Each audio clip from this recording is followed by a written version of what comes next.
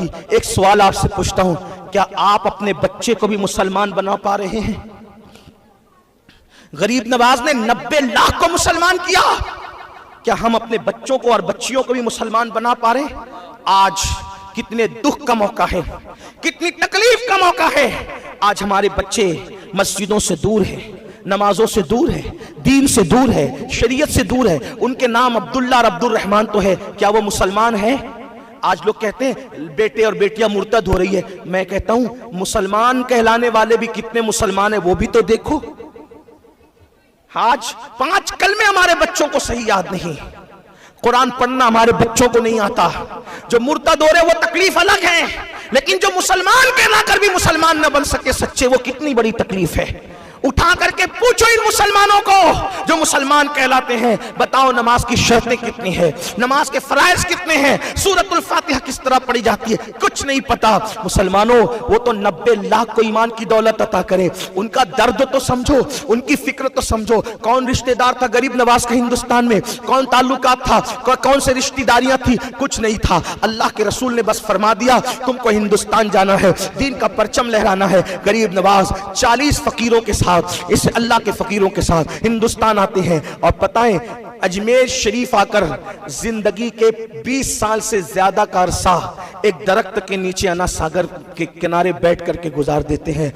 آپ سے پوچھتا ہوں کیا ان 20-22 سالوں کے اندر راجستھان کی گرمی نہیں آئی ہوگی, راجستھان میں برسات نہیں ہوئی ہوگی, راجستھان میں سردی نہیں ہوگی؟ جے پال جوگی کے اسلام قبول کرنے سے پہلے غریب نواز کے پاس مکان کہاں تھا, زمین کہاں تھی؟ سوچو تو صحیح کیا حال تھا. یہ جو زمین پہ سرکار آرام فرما رہے ہیں یہ جے پال جوگی کے اسلام قبول کرنے کے بعد انہوں نے دی ہے. غریب نواز اس سے پہلے تو انا ساگر کے کنارے تھے, کتنے دکھ اٹھائے, کتنی تکلیفیں اٹھائی. اب بتاؤ اس دکھ کا ہم نے صلہ کیا دیا؟ حضور سید العلماء مہریروی رحمت اللہ علیہ نے بیان فرمایا جب غریب نواز کا وصال ہو گیا اور آپ کو غسل دینے کے لیے کرتا اتارا گیا تو آپ کا کرتا کئی کلو کا وزنی ہو چکا تھا, کرتا کئی کلو کا وزنی ہو چکا تھا. لوگ پوچھتے تھے یہ کرتا کئی کلو کا وزنی کیسے ہو گیا تھا؟ تو فرمایا کرتے تھے کہ مدینے شریف سے جو جبہ پہن کر چلے تھے اسی کرتے پر پوری زندگی گزار دی تھی. جب وہ پھٹتا تھا تو اس پہ پیون لگاتے تھے, پھٹتا تھا تو اس پہ پیون لگا, پھٹتا تھا تو اس پہ پیون لگا, بار بار پیون لگانے کی وجہ سے جبہ تو ختم ہو گیا تھا, پیون ہی پیون تھے, اور کئی پیون کی وجہ سے وہ جبہ کئی کلو کا ہو گیا تھا. کیوں؟ بادشاہ غلامی کر رہے تھے لیکن کپڑے نہیں سلائے کیونکہ دوسروں کی فکر تھی. اجمیر شریف کے مسلمانوں کو لنگر پورے شہر کو کھلاتے تھے, اس دور میں پورے شہر کو لنگر کھلاتے تھے. لوگ آتے تھے مناظرہ کرنے کے لیے, فرماتے تھے بہت تھکا ہوگا, بھوکا ہوگا, جا پہلے کھانا کھا لے اس کے بعد دیکھیں گے. اور کھلانے میں وہ کہ اخلاص ہوتا تھا, وہ کردار اور اخلاق ہوتا تھا, بغیر مناظرے کے لوگ کلمہ پڑھ کے مسلمان ہو جاتے تھے. آپ سے پوچھتا ہوں غریب نواز کا عرس کرنے والوں, غریب نواز نے 90 لاکھ کو ایمان دیا. آج جس وقت کسی مسلمان کی بیٹی رشتہ نہیں آنے کی بنیاد پہ جب مرتد ہوتی ہوگی تو قبر انور میں غریب نواز کے دل پہ کیا گزرتی ہوگی؟ جب کسی مسلمان کا بیٹا علم نہ ہونے کی وجہ سے مرتد ہوتا ہوگا اور اپنا مذہب چھوڑ کر کسی اور کے ہاتھ میں ہاتھ دیتا ہوگا, اس وقت غریب نواز کے دل پر قبر انور میں کیا گزرتی ہوگی؟ بلکہ غریب نواز کی قبر تو قبر ہے, امام حسین کی قبر میں کیا گزرتی ہوگی, رسول اللہ کی قبر میں کیا گزرتی ہوگی؟ کبھی سوچا صرف کھانا کمانا اسی کا نام زندگی ہے, صرف پیسے دولت اسی کا نام زندگی ہے, صرف گھر بنانا اسی کا نام زندگی ہے؟ قبر انور میں حضور کو دکھی کر رہے ہو, قبر انور میں حضور کو صدمہ دے رہے ہو, قبر انور میں غریب نواز کو صدمہ دے رہے ہو, قبر انور میں امام حسین کو صدمہ دے رہے ہو. سوچو جب کسی ہندوستان میں کوئی مسلمان کا بچہ مشرک ہوتا ہوگا یا شرک کرتا ہوگا یا بتوں کے آگے سر جھکاتا ہوگا تو اس وقت تو امام حسین کے دل پہ کیا گزرتی ہوگی کہ علی اکبر جیسا بیٹا میں نے اسی دن کے لیے گنوایا تھا, علی اصغر جیسا ننھا سا معصوم اسی دن کے لیے کٹوایا تھا. بتاؤ قیامت کے دن صرف شربت کھچڑی اور 11ویں 12ویں کے نام پہ سنی بننے والوں, قیامت کے دن رسول اللہ کا سامنا کیسے کرو گے؟ آج اپنے بچے کو قرآن نہیں پڑھا رہے ہو, کیا یہ بچہ کل مسلمان رہے گا؟ اسلامی عقیدہ نہیں پڑھا رہے ہو, یہ بچہ مسلمان رہے گا؟ اپنی بیٹیوں کو کمپیوٹر تو پڑھایا, ڈی ایڈ کرایا, بی ایڈ کرایا, ڈاکٹر بنایا, وکیل بنایا, کیا ان کو مسلمان بھی بنایا؟ بتاؤ.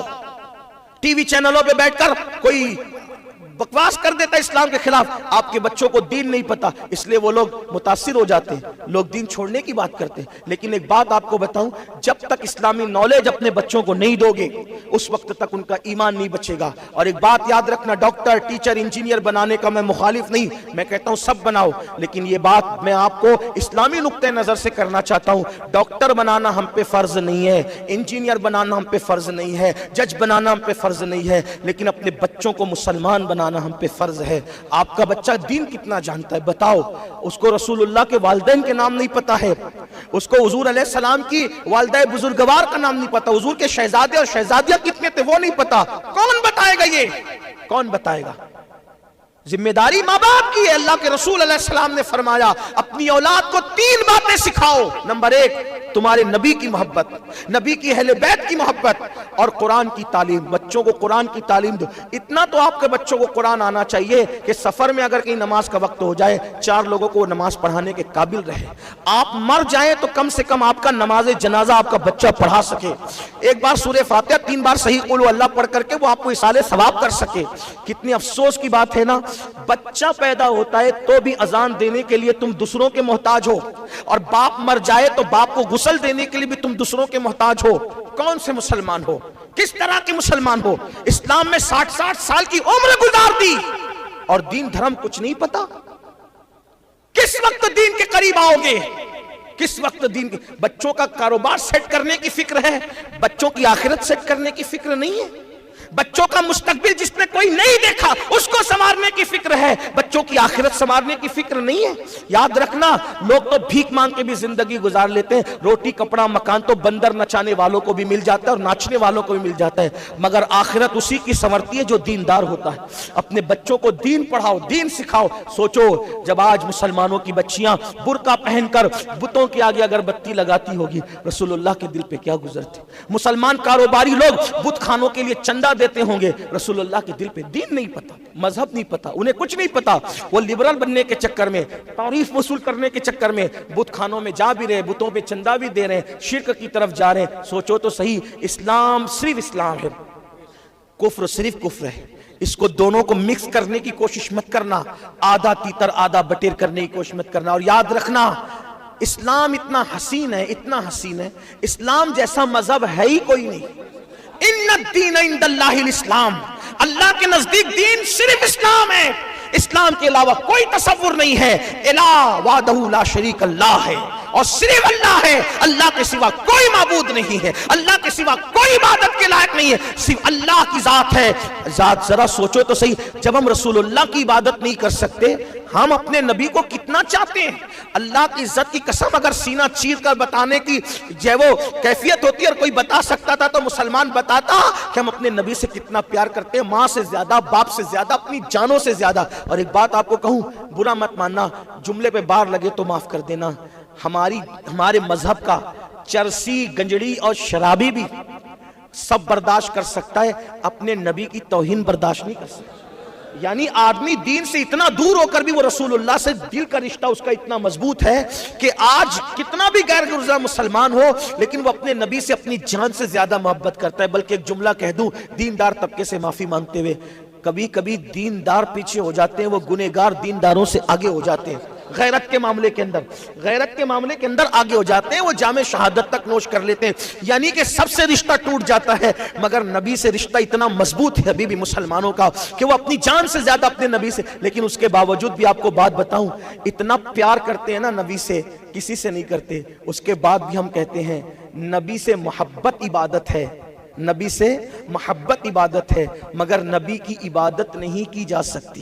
یہ ہمارا مسلک ہے, یہ ہمارا مسلک ہے. پیش نظر وہ نوبہار, سجدے کو دل ہے بے قرار, روکیے سر کو روکیے. ہاں یہ امتحان, توجہ کرنا, بہت نازک جگہ پہ بات آ گئی ہے. مسلمانوں, وہ نبی جو ہمارا سب سے بڑا محبوب ہے, مطلوب ہے, ہمارا ہی محبوب و مطلوب نہیں, وہ اللہ کا بھی محبوب ہے, اور اتنا پاورفل ہے کہ اشارہ کرے تو چاند کو ٹکڑے کر دے, اتنا طاقتور ہے اشارہ کرے تو سورج کو پلٹا دے, اتنا طاقتور ہے کہ اللہ اکبر ٹھوکر لگائے تو مردوں میں جان پیدا ہو جائے. بلکہ ایک بات عرض کر دوں, صرف جان پیدا کرنا تو مسیحا کا کام ہے, لیکن میرا نبی تو ایسا ہے جو مردوں کو مسیحا بنا دے.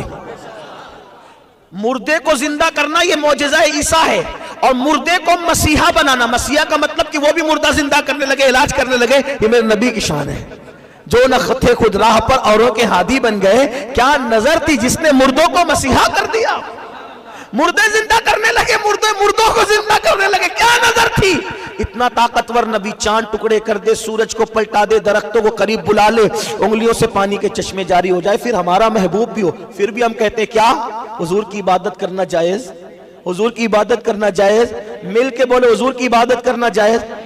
बताओ, इतने खूबसूरत हैं, इतने खूबसूरत हैं, इतने ताकतवर हैं और इतने महबूब भी हैं, जब हम उनकी इबादत को शिर्क समझते हैं तो वो पत्थर जो अपनी नाक पर से मक्खी ना हटा सके, वो कंकर जो अपने नफा नुकसान का मालिक ना हो, फिर हम उसकी तरफ कैसे झुक सकते हैं। इतने ताकतवर की जब इबादत करने को हम शिर्क समझते हैं तो किसी दरख्त के, किसी चूहे के, किसी कुत्ते के, किसी बिल्ली के, हम उसकी इबादत कैसे कर सकते हैं। हम पत्थर की इबादत कैसे कर सकते हैं। तो कुछ तो अकल से काम लो, मरना है, मर के मुंह दिखाना है, कहां शिर्क में जा रहे हो। और शिर्क के अड्डों पे चंदे देते हो, तुम्हें शर्म नहीं आती। लिबरल बने हो, रोशन ख्याल बने हो, लाना तो ऐसे लिबरलपन पर, लाना तो ऐसी रोशन ख्याली पर। याद रखना, अगर शिर्क के अड्डे बन रहे हो, मैं कहां बात कर रहा हूं आप अच्छी तरह जानते हैं, अगर शिर्क के अड्डे बन रहे हो, उसमें चंदा दोगे तो जब तक वो वहां शिर्क होता रहेगा, उस शिर्क का वबाल तुम्हारे सर पे आता रहेगा। क्या समझते हो। इसलिए, और अगर ये सोचते हो अगर नहीं देंगे मौलाना तो मर जाएंगे, तो मैंने कहा यही तो इमाम हुसैन की फरमान है और यही हुसैनियत है। 3 दिन की इस्लाम पर जिंदगी जी लो हुसैन की तरह। यजीद की 1000 दिन की लानती जिंदगी से करबला की हुसैन की 3 दिन की जिंदगी बेहतर है उनके साथी बनने की।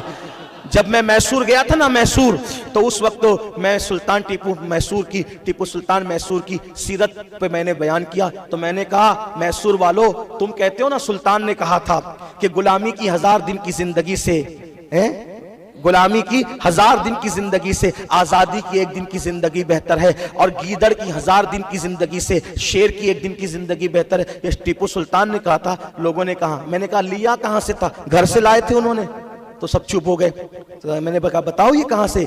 ये जुमला करबला में इमाम हुसैन ने कहा था। जब इमाम हुसैन से कहा ना, हुसैन बैअत कर लो, यजीद तो हाथ भी चूमेगा, पांव भी चूमेगा, नजराने भी देगा, बहुत इज्जत देगा, बड़ा वकार देगा, तुम्हारे बच्चे बच जाएंगे, तुम्हारा घर बच जाएगा, तुम्हारा खैमा बच जाएगा। इमाम हुसैन ने कहा लानत है ऐसी जिंदगी पे, जमीर बेच करके हाथ चुमवाए, पैर चुमवाए, दौलत ले। अरे नादान, वो क्या इज्जत देगा, मैं तो सैयदुल अंबिया के कंधों पे बैठ के इज्जत पा चुका हूं, वो क्या मुझे दौलत देगा। दौलत तो मेरे घर की कनीज है, जिसको नवाज देते हैं उसको देने वाला बना देते हैं। इमाम जाफर सादिक का जिक्र मेरे भाई मौलाना यूनुस रज़वी साहब बड़े अच्छे अंदाज से कर रहे थे, बड़ी दिल से दुआएं निकल रही थी। वो कह रहे थे कि मुझे कुर्सी पे क्यों बैठाया। मैं इसलिए लोगों को कुर्सी पे बिठाता हूं कि मेरे नबी जब अपना जिक्र करवाते थे तो हसन को मिंबर पे बिठा के खुद जमीन पे बैठते थे। जिक्र रसूल करने वाला होता इतना कीमती है कि उसे ऊपर बिठाया जाए। हाँ, ये बात याद रखना। और हम हुजूर के गुलाम हैं, हम अपनी अना लेकर नहीं चलते, हुजूर का दिन लेकर के चलते हैं। नबी का जो गुलाम है हमारा वो इमाम है।